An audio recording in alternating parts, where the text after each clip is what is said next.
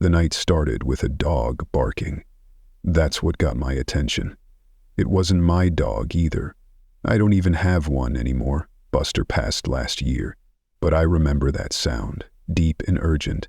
I was watching TV, scrolling my phone, living like every other boring night in Willow Creek.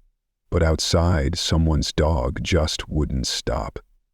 Over and over, sharp barks cutting through the usual quiet.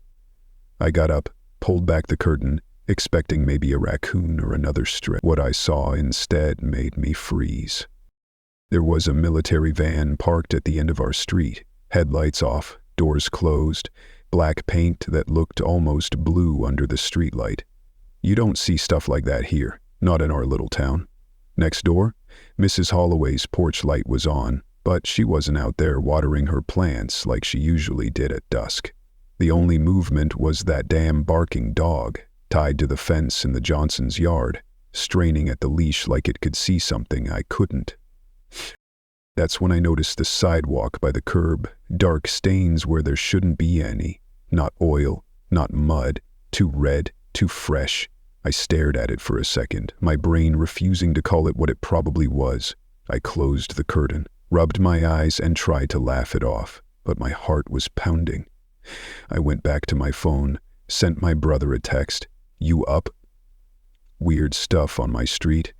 The little sending bubble spun and spun, then disappeared. No reply. I tried my buddy Steve. "Military here? Did I miss something?" Nothing. I checked a local Facebook group, full of angry rants about the city budget and someone's missing cat. Nobody said anything about the van or the stains or the dog. I tried the news, but all the channels were off. One local station played a loop about unusual power disruptions, told everyone to stay indoors and await further instructions. Twitter was useless, full of rumors and jokes about a moonlight curfew, like it was just another blackout.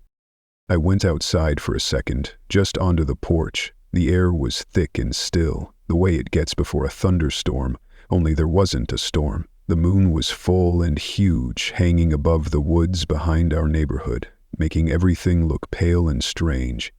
I heard someone cough hard from the house across the street, then slam a door. I didn't see any cars moving, no kids riding bikes, nobody walking their dog except for that one still yanking at the fence, growling. My neighbor, Mike, came out on his porch, waving a flashlight around. I almost called to him, but he just looked back and forth, then hurried inside, bolting the door behind him. It felt wrong. I couldn't put my finger on it, but something was crawling up the back of my neck. I went back in, locked up, tried calling my brother again. Nothing, not even a ring. 10 minutes later, every phone in the house buzzed. Mine, my old landline, even the tablet in the kitchen.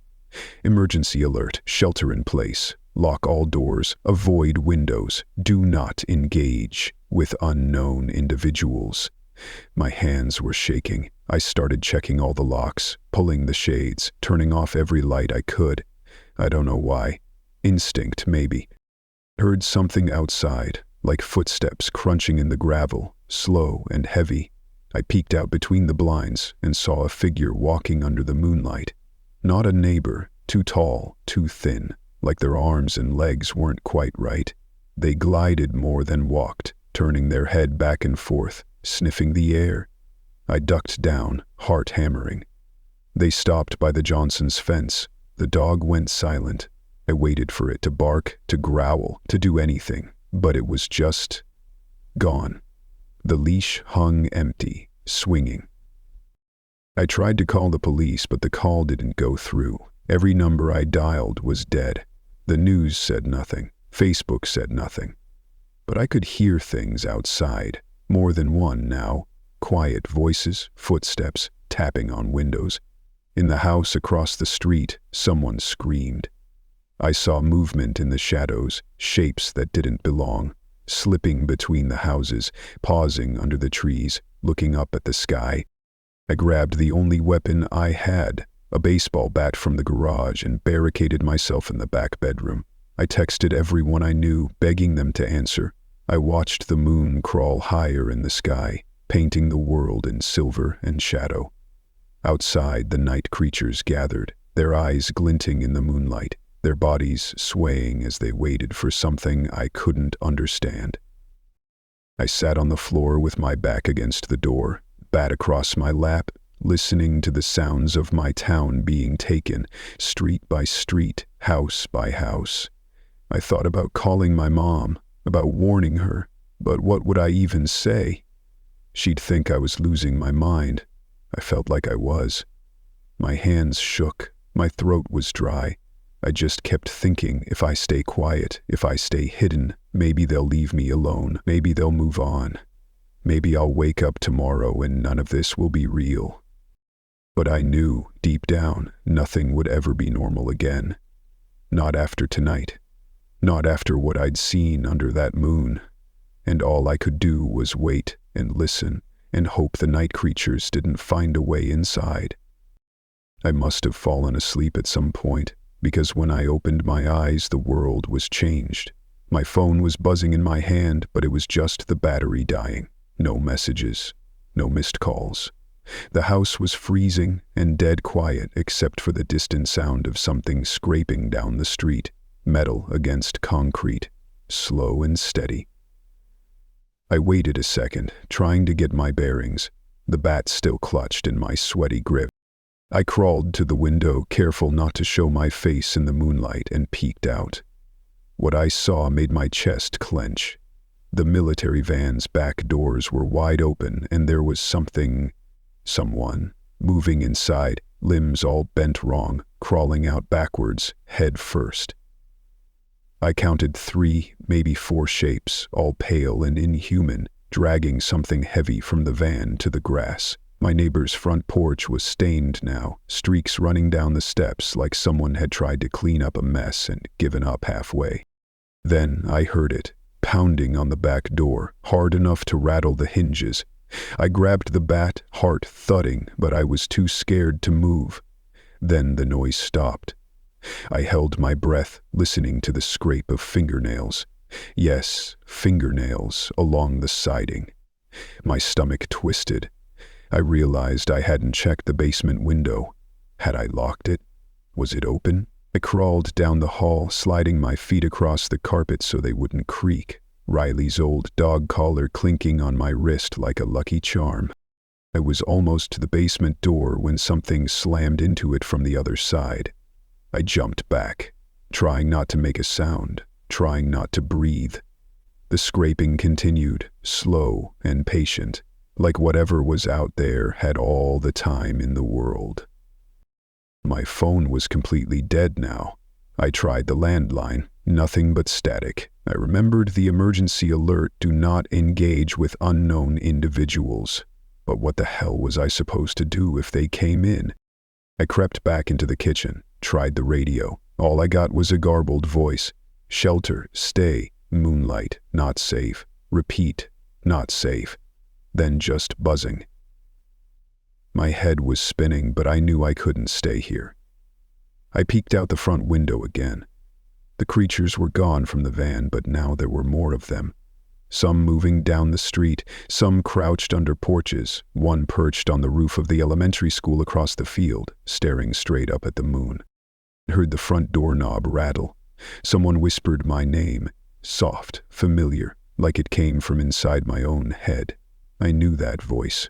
My brother, or something wearing his voice. It's me. Let me in. I pressed my back to the wall, clutching the bat, shaking so hard I could barely stand. Something smashed the basement window. I heard glass shatter, heard something crawling inside. I knew I had to run. I grabbed my keys, shoved on my sneakers, flung open the back door and sprinted into the yard, the cold air burning my lungs.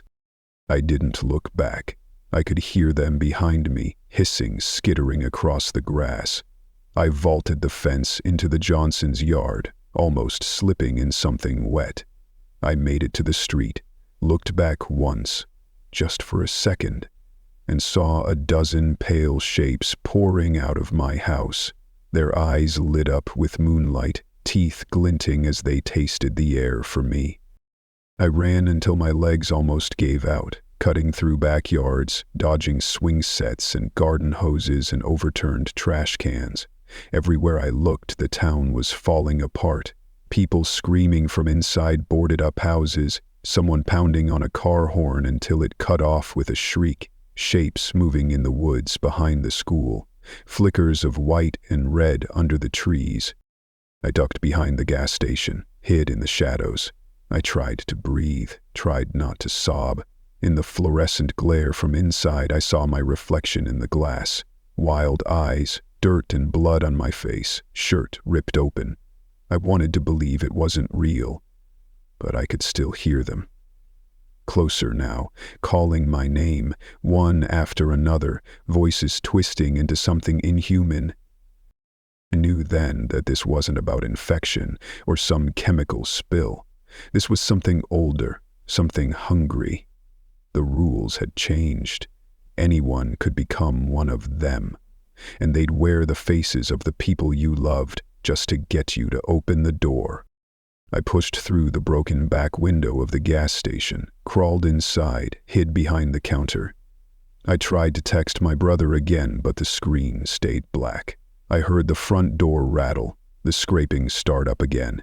I knew the only thing I could do now was run, and keep running, and never answer when they called my name. The world I knew was gone. Under that moonlight, it belonged to them now.